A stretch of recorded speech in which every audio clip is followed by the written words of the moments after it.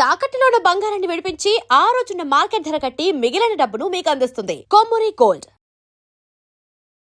నమస్తే, నేను ముఖేష్.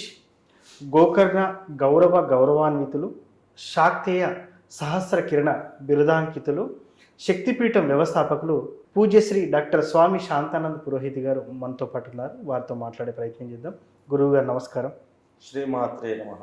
నిత్య జీవితంలో కొన్ని తప్పులు చేస్తే మన ఇంట్లో ఉండాల్సిన లక్ష్మీదేవి ఉండదు, అంటే ఆర్థికంగా మనం డౌన్ అయిపోతాము, డబ్బు చేజారిపోతుంది, అసలు ఉండనే ఉండదు, దీనమైన స్థితికి దిగజారే అవకాశం ఉందని చెప్తా ఉంటారు.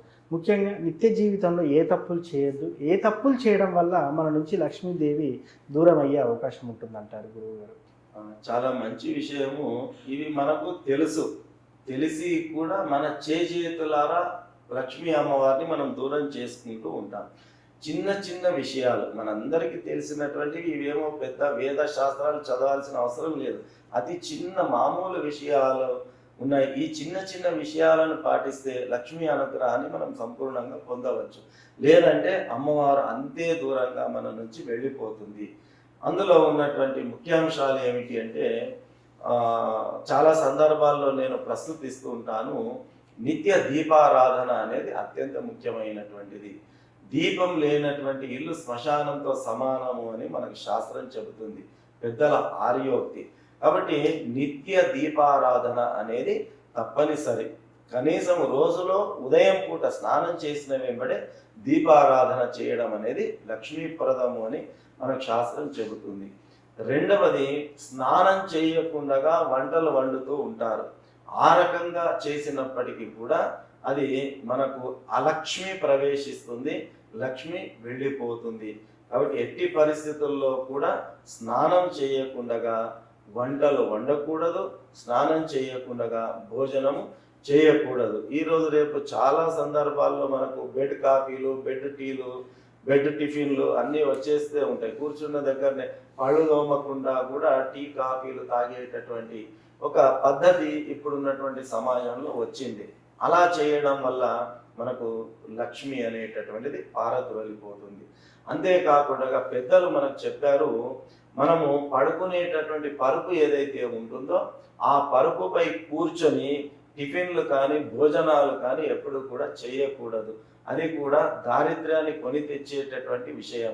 ఎట్టి పరిస్థితుల్లో కూడా ఆ పరుపును తాకకుండా వాటిపైన కూర్చొని మనము టిఫిన్లు ఎటువంటివి కూడా తీసుకోకూడదు. మామూలుగా నేలపై కూర్చోవచ్చు, కింద కూర్చునే అవకాశం లేకుంటే టేబుల్ కుర్చీలు అయినా పర్వాలేదు, కానీ పడుకునేటటువంటి పరుపు పైన కూర్చొని మాత్రము ఎట్టి పరిస్థితుల్లో టీలు తాగడము, టిఫిన్లు చేయడము, భోజనాలు చేయడము అనేటటువంటివి చేయకూడదు. ఇది ఒకటి మనం పాటించాల్సినటువంటిది. అంతేకాకుండా సాయం సమయం లోపల నిద్రించకూడదు. సాయం సమయంలో నిద్రించినా కూడా దారిద్ర్యం వస్తుంది, లక్ష్మీ అమ్మవారు వెళ్ళిపోతుంది. సాయం సమయంలో గోళ్ళు కత్తిరించుకోకూడదు, సాయం సమయంలో కటింగ్ చేసుకోకూడదు. ఈ రకమైనటువంటివి. సాయం సమయంలో సూర్యాస్తమయం తర్వాత సంభోగ క్రియలు అనేటటువంటి మధ్యాహ్న సమయం కానీ, ప్రాతః సమయం కానీ, సాయం సమయం కానీ, ఈ సమయాదుల సంభోగ క్రియాదులన్నీ కూడా నిరపకూడదు. అలా చేసినప్పటికీ కూడా అది పితృదేవతల ఆగ్రహానికి గురి కావడము, తద్వారా లక్ష్మి వెళ్ళిపోవడం అనేటటువంటిది జరుగుతుంది. ఇంట్లో కనుక శుచి శుభ్రత కనుక లేకపోయినట్టయితే, కొందరు ఇళ్లలో మనం చూస్తూ ఉంటాం, ఎక్కడ పరుపులు అక్కడ పడి ఉంటాయి, ఎక్కడ సామాన్లు అక్కడ పడి ఉంటాయి, ఎక్కడ ఉన్నటువంటి వస్తువులు చిందర వందరగా కనిపిస్తూ ఉంటాయి.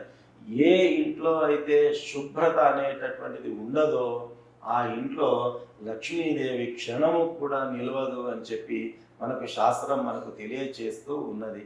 అంతేకాకుండా ఏ ఇంట్లోనైతే స్త్రీలు దూషింపబడతారో, అకారణంగా కన్నీళ్లు వాళ్ళు కారుస్తారో, ఆ రకంగా ఇంట్లో ఉన్నటువంటి మాతృమూర్తులు కన్నీళ్లు రాలిస్తే కూడా ఆ ఇంట్లో లక్ష్మీ నివాసం ఉండదు అనేటటువంటిది శాస్త్రం మనకు తెలియచెబుతుంది. పితృదేవత ఆరాధన ఏ ఇంట్లోనైతే జరగదో, అంటే కొంతమంది వాళ్ళ నాన్నలు కానీ, అమ్మలు కానీ, తాతలు కానీ, అవ్వలు కానీ చనిపోయి ఉంటారు. సంవత్సరానికి ఒకసారి కనీసము పితృదేవత ఆరాధన చేసి పెద్దల్ని చేయడము ఆ రకమైనటువంటివి ఉంటాయి. కనీసం ఫలానా వాళ్ళు చనిపోయినారు, ఫలానా రోజు చనిపోయినారు అని వాళ్ళని స్మరించుకొని పెద్దల పితృదేవతల ఆరాధన కూడా మర్చిపోతున్నటువంటి కుటుంబాలు ఎన్నో ఉన్నాయి. తద్వారా ఆ పితృదోషం వల్ల లక్ష్మి అనేటటువంటిది వెళ్ళిపోయేటటువంటి అవకాశం ఉంటుంది. ఆ రకంగా ఇటువంటివి ఎన్నో చిన్న చిన్న విషయాలు మనకు మన శాస్త్రంలో సూచించడం జరిగింది. కాబట్టి ఇవి చూడడానికి చాలా చిన్న విషయాలే, కానీ వీటిని పాటించకపోయినట్టయితే లక్ష్మి శాశ్వతంగా మన నుంచి దూరం అయిపోయి దారిద్ర్యము ఆవహించేటటువంటి అవకాశము సంపూర్ణంగా ఉంటుంది. కాబట్టి ఈ చిన్న చిన్న మార్పులు మన జీవితంలో కనుక మనం తెచ్చుకున్నట్టయితే లక్ష్మీ అనుగ్రహాన్ని పొందుతాము. సో ముఖ్యంగా చూడ్డానికి చిన్న తప్పులే కానీ ఇంతటి ప్రభావం చేస్తాయని మీ ద్వారా తెలుసుకున్నాం గురువు గారు. అవునండి, ఎందుకంటే విషము ఒకటే చుక్క, చిన్న చుక్క ఉంటుంది, కానీ ఇంత పెద్ద స్థూల శరీరాన్ని అది పడవేసేటటువంటి శక్తి ఆ చిన్న బిందువులో ఎట్లాగైతే ఉంటుందో, మనం చేసే పొరపాట్లు చిన్నవే కానీ దానివల్ల వచ్చే కష్ట నష్టాలు మాత్రం పెద్దవి. కాబట్టి ఈ చిన్న చిన్న తప్పులను మనం సరి చేసుకున్నట్టయితే తప్పకుండా లక్ష్మీ అనుగ్రహాన్ని పొందవచ్చు. సో ముఖ్యంగా నిత్య జీవితంలో ఇలాంటి తప్పులు చేయడం వల్ల ఇంట్లో లక్ష్మీదేవి దూరం అయ్యే అవకాశం ఉందని చాలా చక్కటి వివరణ ఇచ్చారు.